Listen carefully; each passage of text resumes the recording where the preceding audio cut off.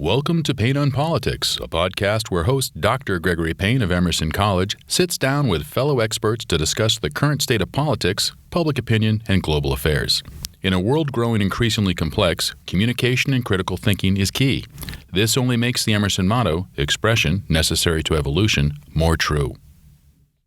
Hello, this is Gregory Payne, the chair of the First Department of Communication and College of Communication in the United States, Emerson College. We're here in Calabasas, California to talk to Mikey McManus. Mikey was our first alum who went down and shepherded the Rediscover Rosarito Film Festival in Rosarito Beach, Baja California. After that, he's been very involved in nonprofit as well as other aspects of entertainment as a soft power bridge between cultures. Now, before Mikey says anything, I want you to know that he also goes into the Atlantic when he's back home and catches lobsters down on the ocean floor. So, Mikey, how do those lobsters differ from Rosarito? And just bring us up to date. They don't taste the same. They don't taste the same, these West Coast lobsters. And I'm actually looking forward to it. I still do one trip a year back east to Cape Cod to go diving, but this year we'll be bringing a family of 4 with me. So, well, congratulations on the new baby, and I've seen your new puppies, one of which just came from Rosarito. So, brings me into the segue, and that is you. When we were beginning to talk about this, you said you remember distinctly getting a call from me after you graduated. So, can you just continue that narrative? Yeah, sure. It was a couple. I think a month or two after I graduated in 2008. And I was working some crummy office job in the city because I still had a lease there until September. And Greg said to me, you got any big plans the next couple of weeks? No, nothing big.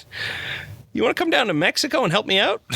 And I realized that he had pulled off an amazing coup in that he got Campus Movie Fest, which is a film festival that toured and went to Emerson, and got them to donate a bunch of Apple laptops and cameras. He had the mayor of Rosarito putting up a whole team and a dozen of high school, college age kids in Rosarito Beach at the Rosarito Beach Hotel. He got everybody there to have a film festival, handed out all the gear, and then realized that these kids had no idea how to use any of it, and nobody on his team could teach them.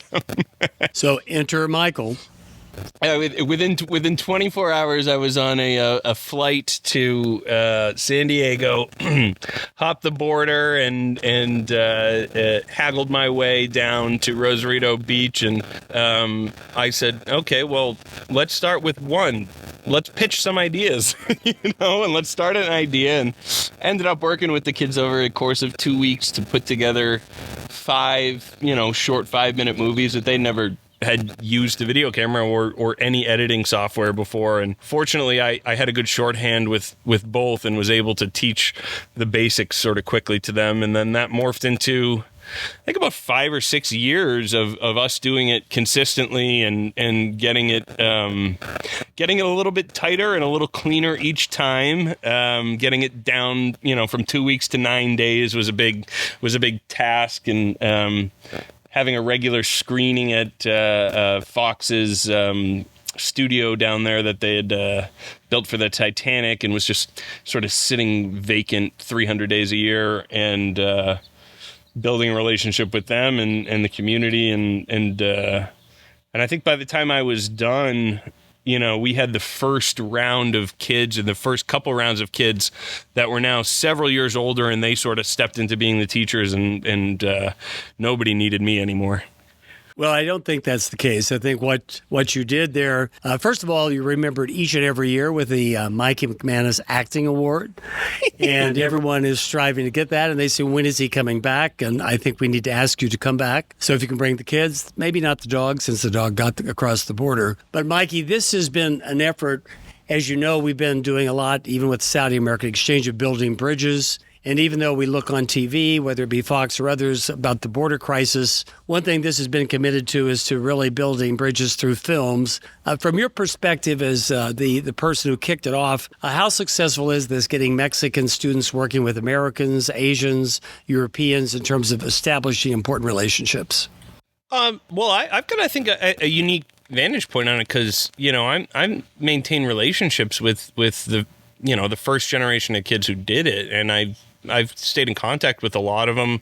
I've hired a couple of them on projects up here in LA over the years. A handful of them have made their way up here and into the industry. And I see a handful of them pursuing their own companies and creating really good marketing materials for their companies down in Rosarito. So I think in terms of how effective the program has been, it's for the kids who were lucky enough to apply and to get into it, it's been life-changing for a lot of them.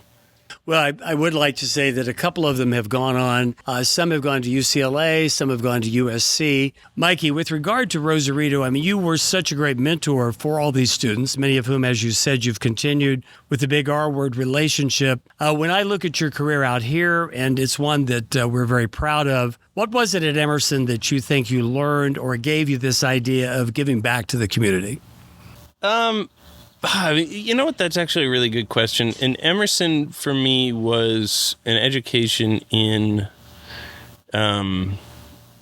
relationships and in building relationships, which, I think to this day has benefited me. And I've been in many different areas. I was spent a few years in front of the camera as a TV host and spent a few years behind the camera. I've created some shows and sold some shows to big networks and sold some shows to some small networks. And I've done, I'm now programming for a live streaming app, and all facets, all different iterations. It has been about creating the space for a relationship that's built on mutual trust and understanding and clear communication where, I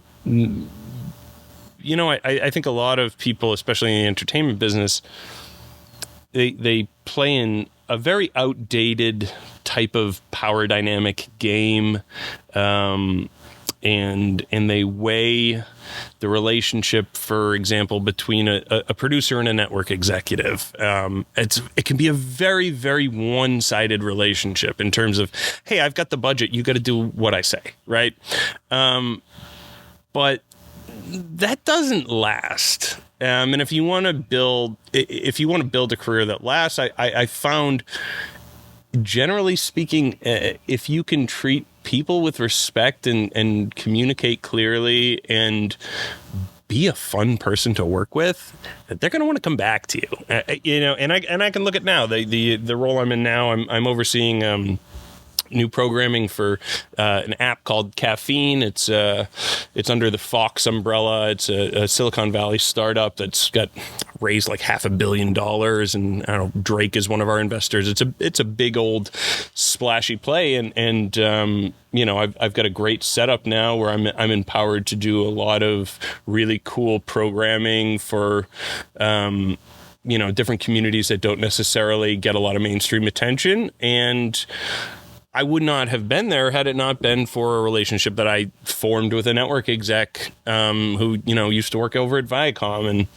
I was in the trenches with her on about a dozen pilots over the course of 12 years, and I'd be in the edit bay until 4 a.m.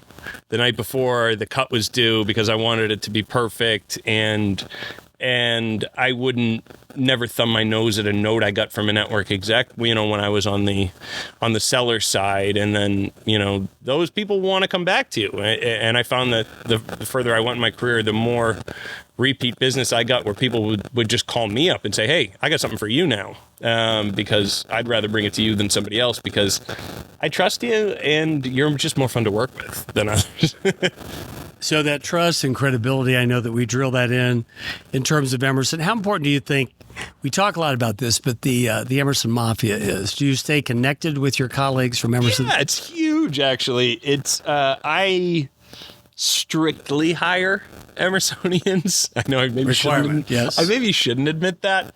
I have had a few misses. Let's get this straight. But no, I strictly. I mean, look, my very first job in LA came within a week and it came from a relationship, a non-business relationship from an Emerson student that we spent a lot of time together and liked to be around me and knew I was a reliable, trustworthy person. And ultimately, when it comes down to it, in this business, when you hire someone, it's tough because no matter what, that is coming back on you. And I think there's less tolerance in entertainment.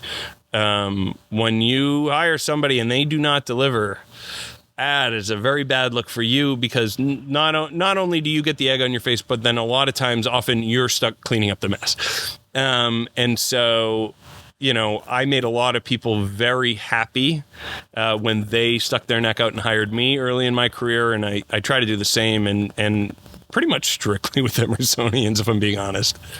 One thing that I would say is I know that interns, as well as people that we have kept moving in your direction, you've been incredible in terms of setting them up. What I would like to say is you've got a very full household today. You've got new pets. You've got new babies. You took the time out to meet with us on a short notice, even though we've discovered the LA traffic. Would like to thank you very much for this meeting, Mikey, as you're affectionately known, and we look forward to getting you back to Boston with or without a lobster, because you are the best catch yet. Oh, what a closer.